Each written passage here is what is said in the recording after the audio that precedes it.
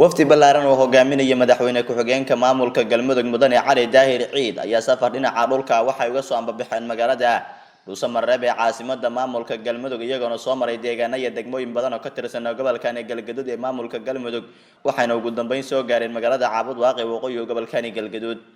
madaxweyne ku-xigeenka maamulka galmudug iyo wafdigiisa oo ay qayb ka ahaayeen xildhibaano ka tirsan baarlamaanka maamulka galmudug waxaa si diiran caabud waaqi ugu soo dhaweeyay qaybaha kala duwan ee bulshada ee ku dhaqan magaalada caabud waaqi waqooyi gobolka galgaduud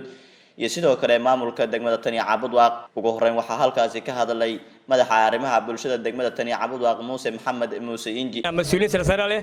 marka jaala madaxweyne haddaan nahay shacabka degmada Caabud Waaq waxaan halkan kugu soo dhaweynaynaa annagoo ka kooban dhammaan maamulka degmada golaha guurtida ururada bulshada dhalinyarada aqoon-yahanada iyo xildhibaanada oo ma taqaanaa hore kuwa u joogay iyo kuwa kalaba dhammaan waxaan kugu soo dhaweynaynaa xafladda tan soo dhaweynta wanaagsan oo tani iyo maanta aan ku diyaarinaynay jaala madaxweyne ku soo dhawow sidoo kale gudoomiyaha degmada Tani Caabud Waaq Mahad Cumar Cilmi ayaa dhankiisa hadalka qaatay wafdiga uu madaxweyne ku-xigeenka maamul goboleedka galmudug cali daahir ciid uu hogaaminayo oo xildhibaanada leh oo bulshada qaybaheeda kala duwan ee wafdiga madaxweynuhu uu hogaaminayo ka mid ah iyo ummadda reer Caabud Waaq u soo banaan baxday inay madaxweynaheeda soo dhaweyso dhammaantood waxaan ku salaamayaa salaanta islaamka assalaamu calaykum waraxmatullaahi wabarakaatu waxaanu leenahay madaxweyne adiga wafdigaaguba soo dhawaada waa degmo ka mid ah degmooyinka maamul goboleedka galmudug ka mid ah waa magaalo madaxda waqooyiga galgaduud Caabud Waaq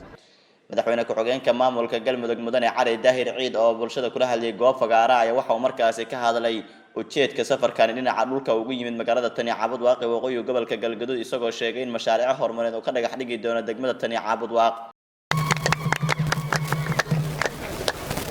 galmudugta cusub waa galmudug la wada leeyahay waxay noqonaysaa ilaahay duyaada inay mashaariic badan ka fuliso degmadan mashaariicda aan maanta idin wado degmadani ay ku farxayso waxa ka mid ah suuq ballaaran oo dhanka xoolaha ah oo laga sameeyo degmadan sidoo kale maxjarkii weynaa ee xoolaha ma taqaanaa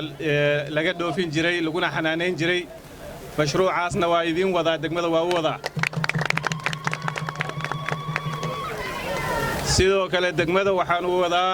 mashruuc ballaaran sidaad wada ogtihiin waxa heer gabagaba maraya in la bilaabo dhismaha dekadii Hobyo ee galmudug ay yeelan lahayd dekadaasi markii la dhiso ilaahay hadduu yiraahdo magaaladan waxay noqonaysaa customkii Itoobiya looga gudbi lahaa qorshaha waxaa noogu jirta safarkayga ku jirta inaan customkii galmudug iyo Itoobiya u dhaxeeyay aanu dhagax dhigno aanu saamino meesha uu ku habboon yahay saamin kadibna aan dhagax dhigno sidoo kale waxaa idin socda airport aad u weyn oo horeyna aan uga qayb qaadanay haddaan nahay galmudug dhismihiisa haddana aan diyaar u nahay inaan ka qayb qaadanno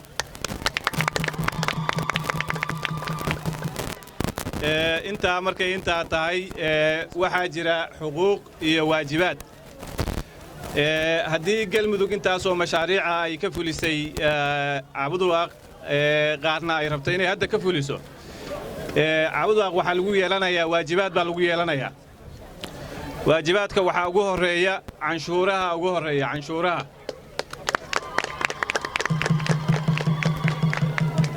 sida qorshe uu yahay malaayiin dollar baa galmudug ay gelin doontaa degmadan oo mashaariic ah waxa laga rabaa ganacsatadana inay si fiican canshuuraha u bixiyaan maamulka degmadana si dhow ula shaqeeyaan sida wada ogtihiin degmooyinka kale ee gobolka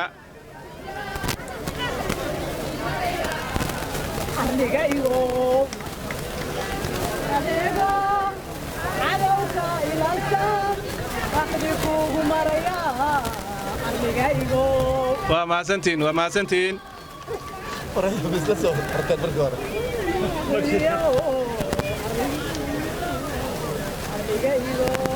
waayahay waa mahadsantiin sida aad wada ogtihiin degmooyinka dhuusamareeb cadaado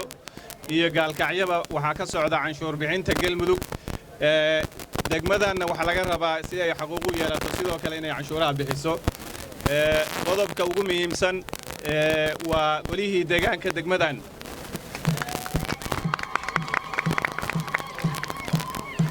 golaha deegaanka degmadan muddo badan buu baaqday oo aan la dhisin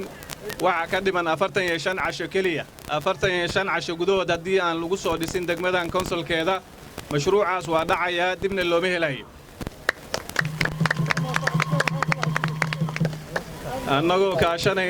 annagoo kaashanayna gudoomiyaha Mahad Cumar oo degmadan runaantii wax badan ka soo qabtay waxaan rabnaa in gudoomiyuhu uu nagu horkaco naguna hogaamiyo dhismaha konsol loo dhan yahay oo cid walbaba ay ku qanacsan tahay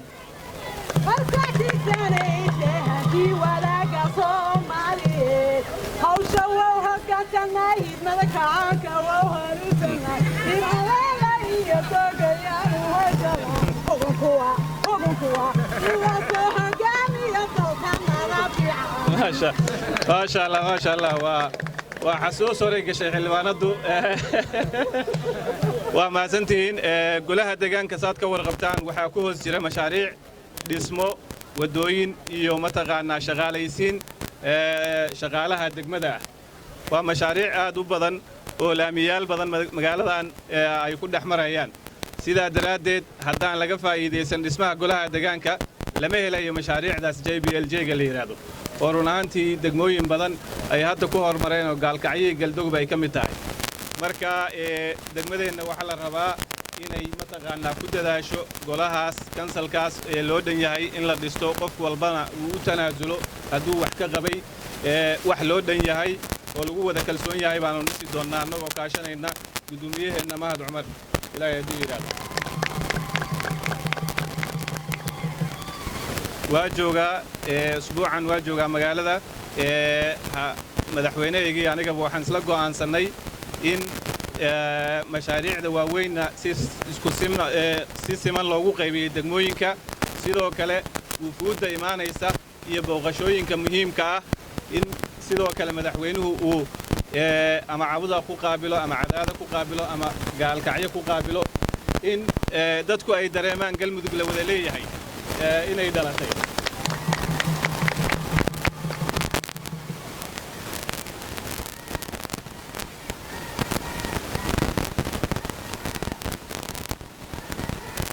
qodobada aan u soconno waxaa ka mid ah wada tashigii ugu dambeeyey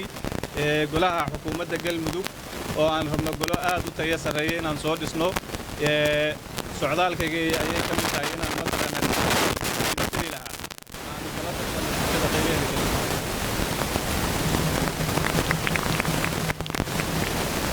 ugu dambayn mar labaad iyo mar saddexaad waxaan kaga mahadcelinayaa soo dhoweynta qiimahan leh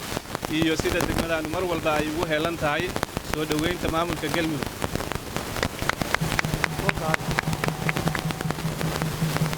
waa mahadsantiin aad baa mahadsantiin iraad aadan cali TV-ga idaacadda dalsan wararka waqooyi gobolka galgaduud magaalada Caabud Waaq